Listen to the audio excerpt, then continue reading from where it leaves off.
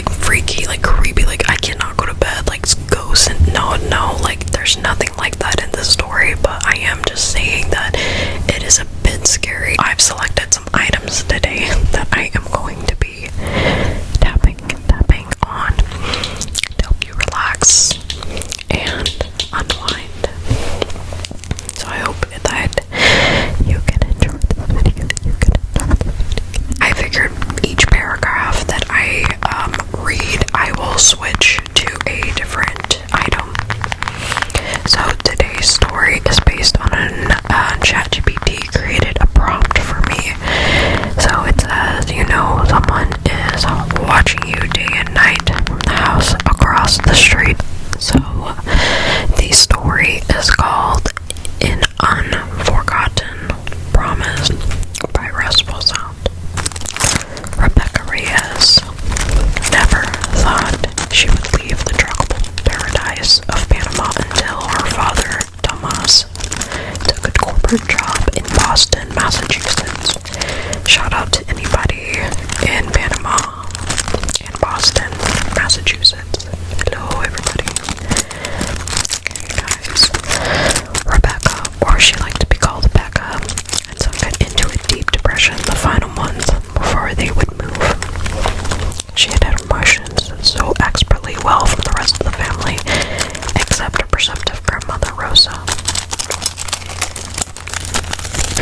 Rosa decided to accompany the family to America upon hearing the news from her beautiful daughter, Julia, which is Becca's mommy.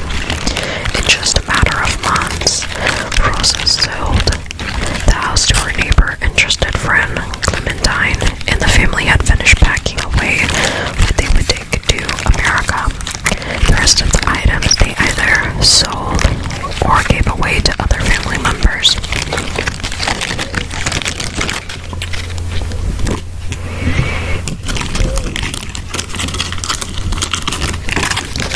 Family had lived with Rosa after her husband, Antonio, passed away 2 years before Becca was born.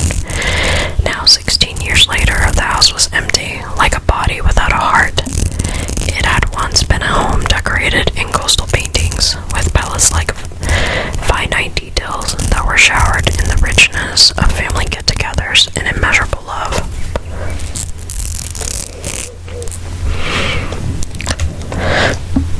This home and the happy memories it carried will always be remembered fondly by the family. It was a bittersweet goodbye in the coming days.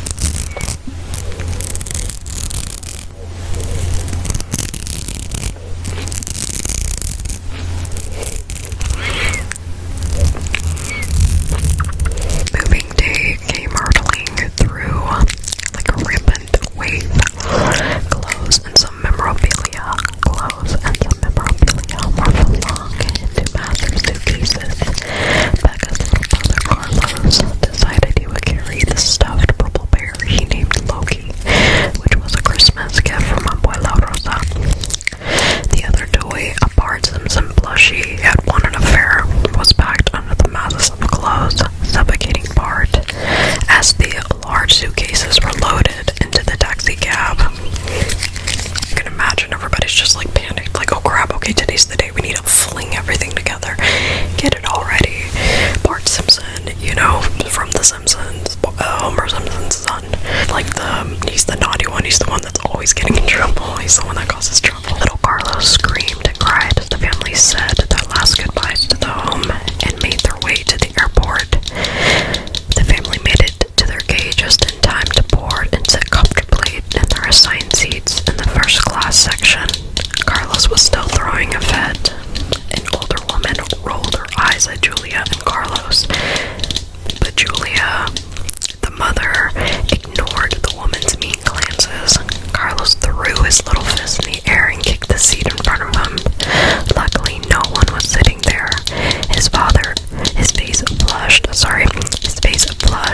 and tears rolled down his reddened complexion. The same old woman rolled her eyes once again, annoyed, and muted the family out with a pair of purple earbuds. Julia was embarrassed by her son and his horrible behavior. He finally calmed down when one of the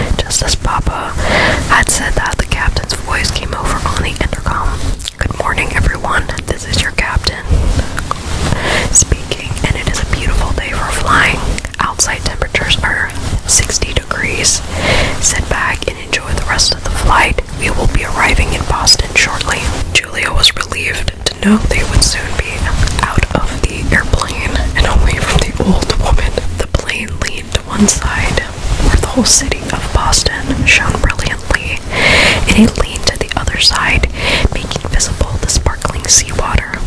The plane descended, and at each foot of descension, Tomas's stomach kicked with excitement.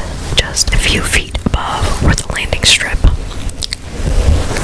and swiftly the wheels jolted and hit the ground, causing the plane to increase and then decrease its acceleration. The Reyes family had made it safely to Boston at last. The plane drove slowly to where the gate was, and people began to unbuckle their seatbelts and talked on their cell phones once again to their loved ones. As they all shared the same feeling, Tomas was feeling nervous excitement. Nervous excitement. Then finally, the doors of the plane were open, and people gathered themselves and left. Since the family was seated in the front, they were among the first to leave the craft. At the end of the long tunnel, the family stepped into the fluorescent white lights in the Boston Logan International Airport. The aromas of coffee, sandwiches, fried chicken, and other tasty foods pulled the family out of their tiredness and into the fact they were now in America, the land of the plenty. "There is so much food here," Carlos said in awe. "I'm freezing, Mama," Becca complained. "Here, baby, I packed an extra hoodie just in case." Becca took the other hoodie, pulled it over herself. "What time is it?" Julia asked Thomas. Thomas pulled out his phone to look at the time. "Noon, right on the dot." "Excellent. Did the company say they would be sending someone?" Julia asked Thomas. "Yes, I just got a text from the driver, Luis. He's here. Look for a sign that reads Reyes family." "Do we have time to eat?" Becca asked. "No, baby, I think we should get something once we are settled," Thomas said. "Okay, Dad." They walked through the busy airport and found a man holding a cardboard sign that read Reyes family by the baggage claim they just arrived at. "Hi, I am Tomas Reyes," he said, extending his hand out to shake the already extended hand of the man who held the sign. "Excellent, nice to meet you. I am your driver, Luis' son, Toga. Think of me as your guide to the wonderful city of Boston. Do you need any assistance with your luggage?" "Yes, thank you," Tomas answered. The family and Luis waited as various shapes and sizes of luggage traveled around a large metallic conveyor belt. Coming around were a few suitcases that were the family's. Becca, her father, and Luis sprung to retrieve the luggage. All that was missing was Carlos's little Paw Patrol suitcase. Little deviant suitcase came after a few bubble gum pink colored suitcases. Bubblegum colored suitcases. All too quickly, Becca grabbed it for her little brother.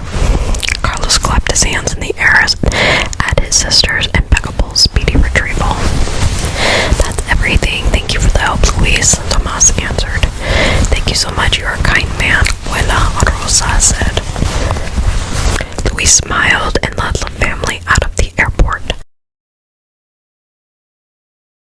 For the rest of the video, I'm going to be using the fluffy mic cover for you guys to enjoy the sounds.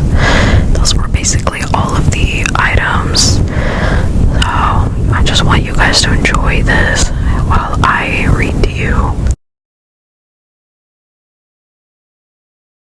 The air was cold yet refreshing. The sun hung in the sky like a golden balloon, illuminating the family's new life in the glittering city of Boston.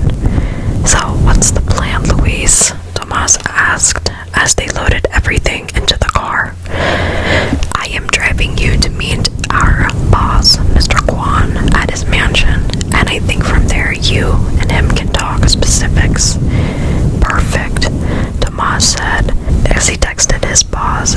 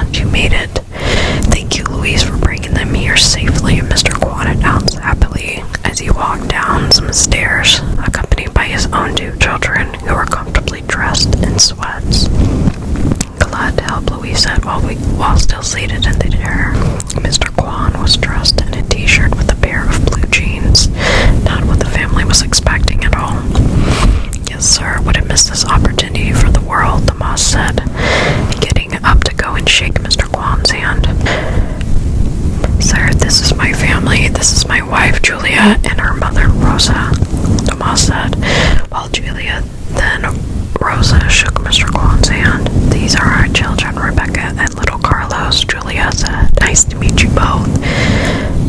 Mr. Kwan said, then continued, these are my daughters, Allison and Janine. Hi there, Allison said while smiling. Janine, who was a toddler, hid behind her big sister. Carlos waved to Janine, which helped her to overcome her shyness.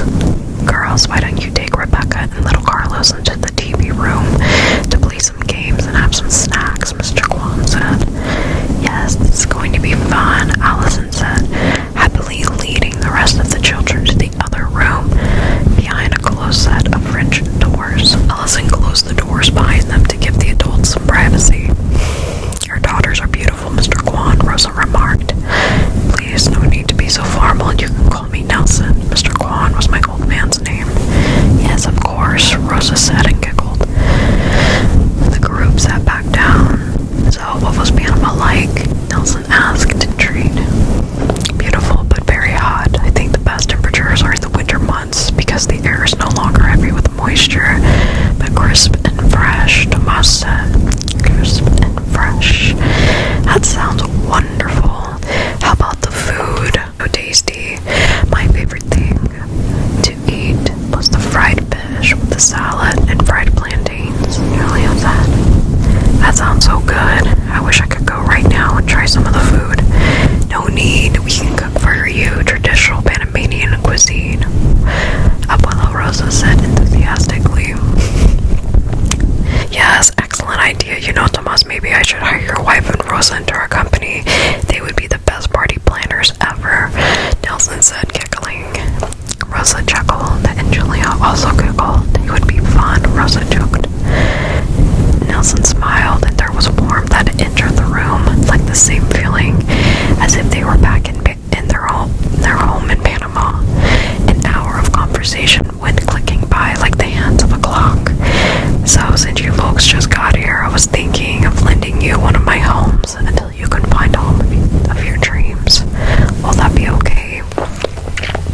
Of course, thank you, sir, Tomas said happily. I have at least 3 houses in this wonderful state.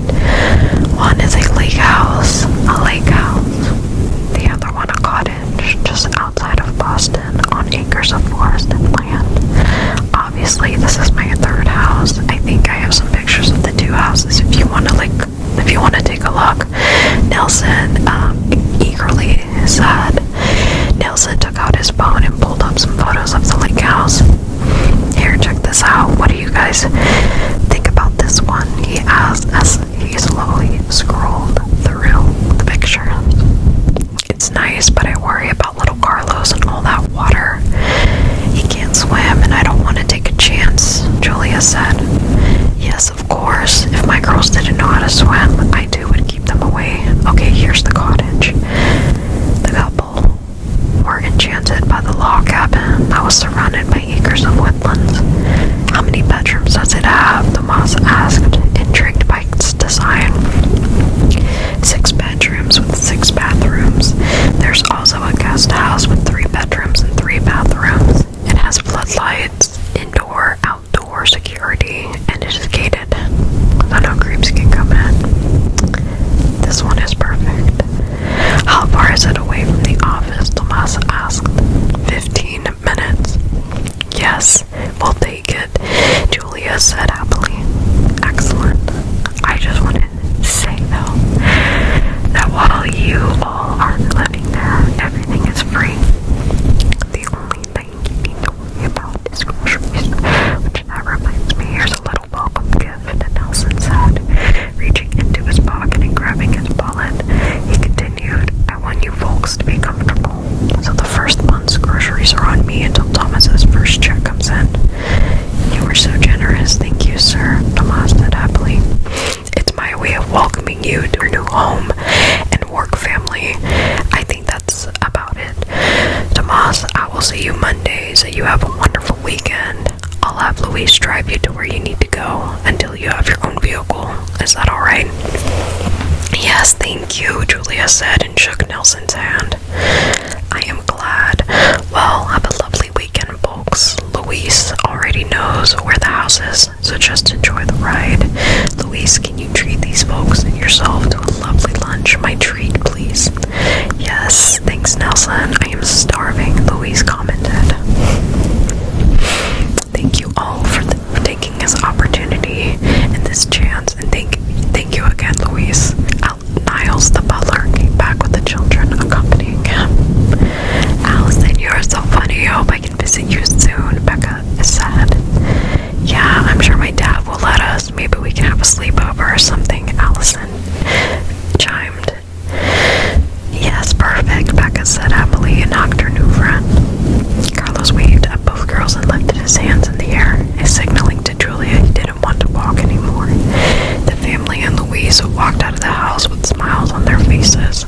So now it's November, so it's been a couple of months now. Are there any questions about the lesson before class is over? Becca's science teacher, Mr. Klaus, asked.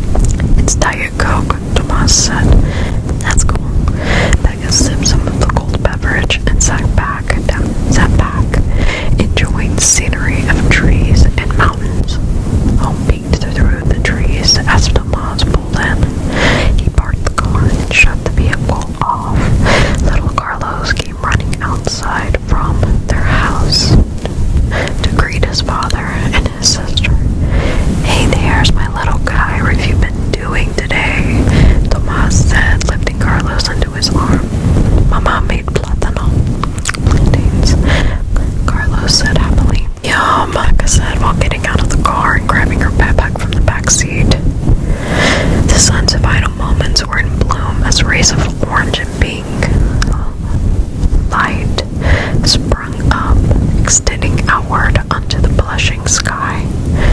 Rosa welcomed the family with loving kisses and hugs. Their new dog, Bruno, wagged his tail energetically as everyone gathered, then sat down in the main dining room. Becca looked out of the window at the dark pool house. Since they moved in, the pool house's indoor lights had remained off. That night, Becca had awoken from a horrible dream, a nightmare, the kind of dream where you wake up in cold sweats, swearing what you experienced was real. After waking up, she went downstairs to get a glass of milk. By the way, I'm just letting you know, time has passed, so they all sat down in the dining room, had dinner, chilled, then all, went to bed because, it was a long day, went to their rooms and chilled. So, this is late. So she went downstairs to get a glass of milk and didn't think anything was off until she looked out of the same window in the dining room. The inside light in the other house was on. Remember, it has not been on. Nobody goes in that other house because there's already so many rooms in the main house. It's unnecessary. So it's just sitting there. She looked away, then pinched her arm to make sure she was awake. She then looked again, and the light was still on.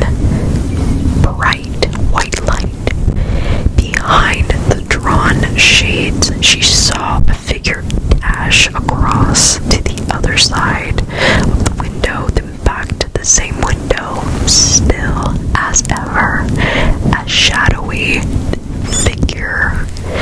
Becca's stomach dropped, and without wasting a moment more, she ran up the stairs, awakening her parents. "What is it, baby?" Julia asked sleepily. "Mama, Papa, I think someone broke into the pool house." The inside light was on. There was a dark figure standing in the window. Tomas got up and grabbed his gun that he kept in the closet in a small safe. "If things get bad, call the police," Tomas said to Becca. Tomas handed Julia a steel baseball bat from the closet. The family walked down the stairs. Tomas and Julia went outside, engaging floodlights, automatic ones, to turn on. The light at the other house was now off. Becca watched from afar behind the patio's sliding glass door. She watched her courageous father enter the pool house, then her mother. Becca's heart thudded as she prepared for the worst that could happen. The light turned on and Tomas came out, waving Becca over to the little house. She unlocked the door and slid it close, then ran to where her parents were, inside the other house. "I just don't understand it," Tomas commented as Becca entered the domain. "What is it, Dad?" "We checked everywhere and there was no sign of any forced injury whatsoever. When we came in, the windows were shut and locked. The back doors also locked. Are you sure you just weren't dreaming?" "Mia." "No, Papa, I saw someone. They were standing right there, except the shades were drawn." "We believe you, baby. I think we should, for now, just keep away from this place until we can move," Julia said, holding Becca's hand reassuringly. "Wait, what is that?" "Wait, what is that?" Becca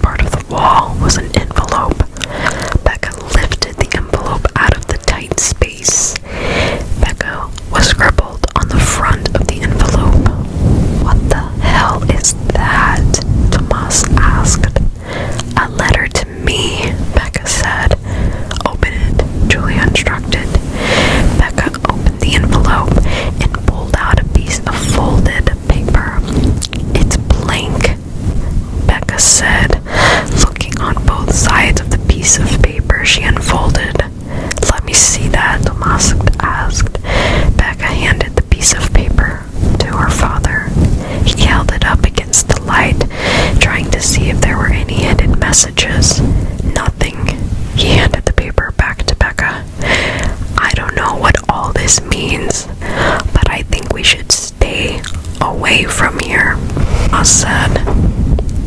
The family agreed. They double-checked that all the windows and doors were locked before turning the lights off and calling it a night. The next night, once again, Becca awoke drenched in cold sweat. She peeled her clothes off and wrapped herself in her comfy robe. She sat at her desk and switched on the lamp. The still folded piece of paper sat on top of the desk. Becca unfolded the paper, but was shocked to find words appearing as she read aloud. Becca, at midnight, come to the pool house. Alone. I will be waiting for you. Becca's heart thudded in her chest with anxiety and worry. She looked at her phone, which said 11:50 p.m. In a matter of 10 minutes, she was to be in the pool house. Curiosity propelled Becca forward to get dressed and go out of the main house. She did not turn on any lights to not draw any attention. It was now 11:59 p.m. as she stood in the front of the pool house. The light came on the living room like before, and the door opened. Becca stepped inside, and immediately the door swung shut behind her. Above, the little crystal glass chandelier jingled from the movement. Becca's heart continued to thud, afraid to turn around, fearing she might see a gruesome, horrific sight. She had to. Inside, her gut was screaming at her to turn around.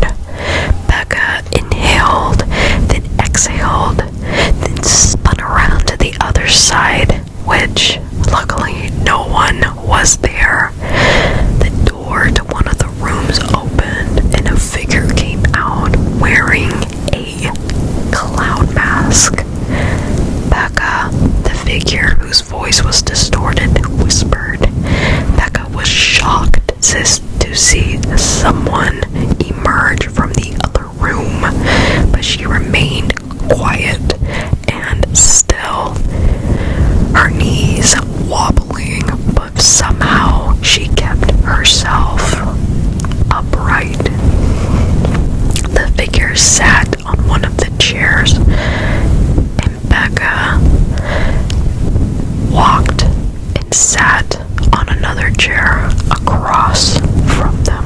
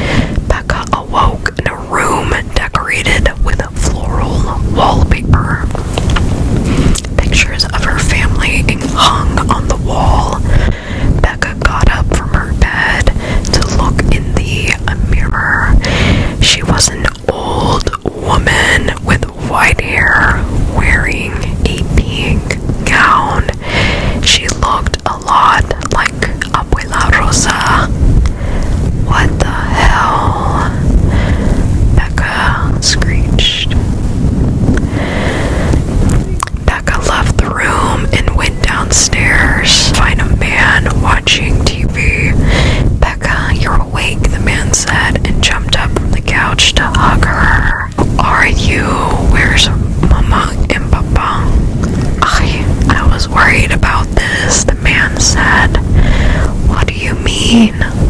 I'm little Carlos. Becca, you can't be Carlos. He's only 6 years old.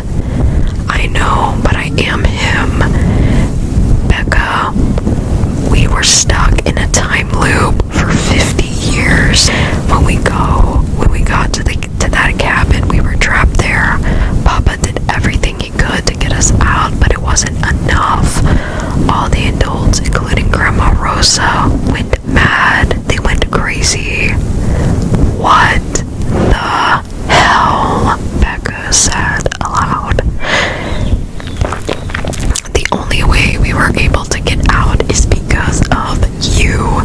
It was you from the future who warned yourself that was stuck in the past, that there was a way